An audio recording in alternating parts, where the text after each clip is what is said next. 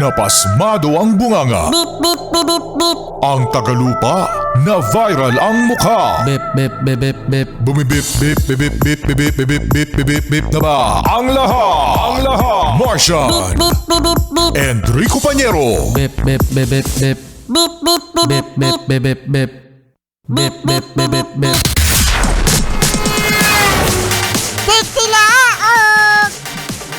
Titilaok! Beep, beep, beep, beep, beep. Ito na ang 101.1 Yes FM Balitang Oy, eto no, dahil nga mga Yes Friends sa mga nababalitaan natin ng mga kabataan na mga tila naiimpluwensyahan daw ng internet, ng social media, kaya sila ay nagiging bayolente, no? Sa klase, sa bahay, ay mainit na mainit ang tingin ng mga otoridad sa internet. Okay, sa social media. Kaya naman gumawa na ang isang lugar, ang Dagupan.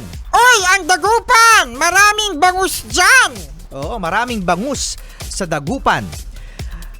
Ay ipinasara na ng Dagupan LGU ang mga PisoNet shop. Okay, ito yung PisoNet, mga Yes Friend, yung napaka mababang halaga na afford ng mga bagets ng mga bata para sila ay magkaroon ng Wi-Fi. Okay, Di-Metro yan Di-Metro yung PisoNet, no? At pinasara na ni Mayor yan ang mga PisoNet para hindi tambayan ng mga kabataan. Sabi ng mga bata, Sabi ng mga bata, wow! Bakit? Bakit nyo pinasara yung PisoNet? Hindi nyo ba alam? Ang saya-saya namin dyan!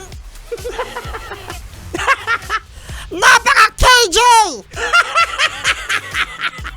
Ang KJ nyo! ang KJ nyo daw!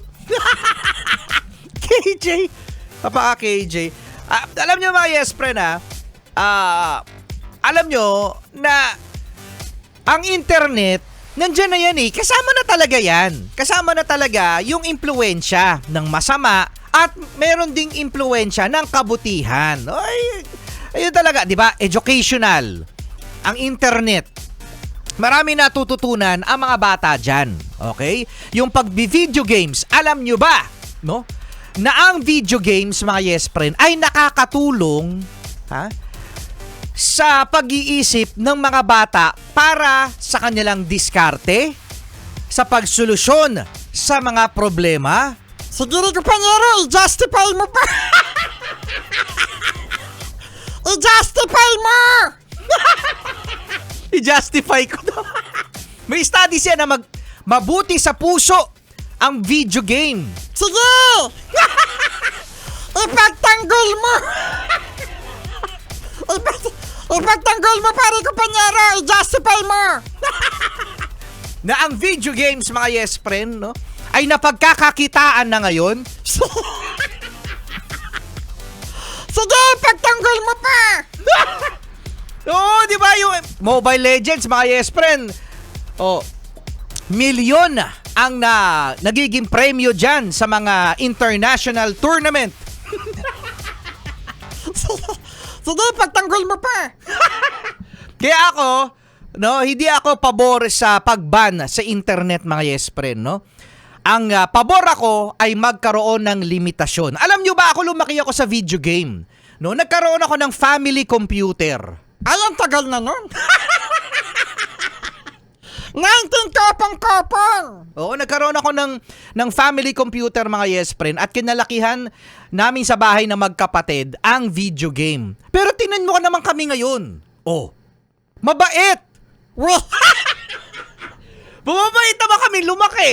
Di ba, alam nyo ang sabi sa amin ng mga magulang namin, mga Yes Friend, tuwing weekend lang kami maglalaro. Kaya looking forward kami na Sabado at Linggo lang kami maglalarong magkapatid ng family computer. At kapag Monday to Friday, syempre, mag-aaral. Weh! Hindi na. Oo, tapos kapag bago kami maglaro, mga yes friend, kailangan naming magwalis, kailangan naming gumawa ng gawaing bahay. Yun, may reward system. Oo, may reward system. O, tapos, bago kayong maglaro, kumain muna kayo. O, sabi kakain naman kami. Tsaka kami maglalaro. So, it's all about the balance. It's all about the limitation. Yung sinasabi natin na dapat ang mga bata, pagpalagay nga natin na maglalaro sila sa kanilang tablet, sa kanilang cellphone, kailangan ay merong specific na oras. Pagpalagay natin, example, 2 to 4 p.m. Pagkatapos silang matulog ng tanghali. O yan, dapat matulog ng tanghali bago maglaro, bago hawakan ang tablet, ang cellphone. Dapat i-check din ng mga magulang. Patingin ng assignment ninyo. Tapos sa bang assignment, doon kayong maglalaro. Hindi pwedeng kung kailan gusto ng bata, doon sila maglalaro ng kanilang cellphone at saka ng tablet. Dapat merong oras para i-expectin ng bata na alas 4 na. Nakatingin na sa oras yung bata. Ayan, pwede na akong maglaro. At pag sapit ng alas 6 ng gabi, alam ng bata na bawal na siyang maglaro dahil alas 6 na. Tingnan mo yung disiplina, di ba mga yes friend, nandoon because alam niya ang limitation, alam niya ang oras, ang araw, kung kailan siya maglalaro. Sige, justify mo pa. Pagtanggol mo, pare, kompanyero. Ay nako, di ba no? May point ba? Kaysa naman sa walang talaga, literal na walang internet. Charlie, good morning.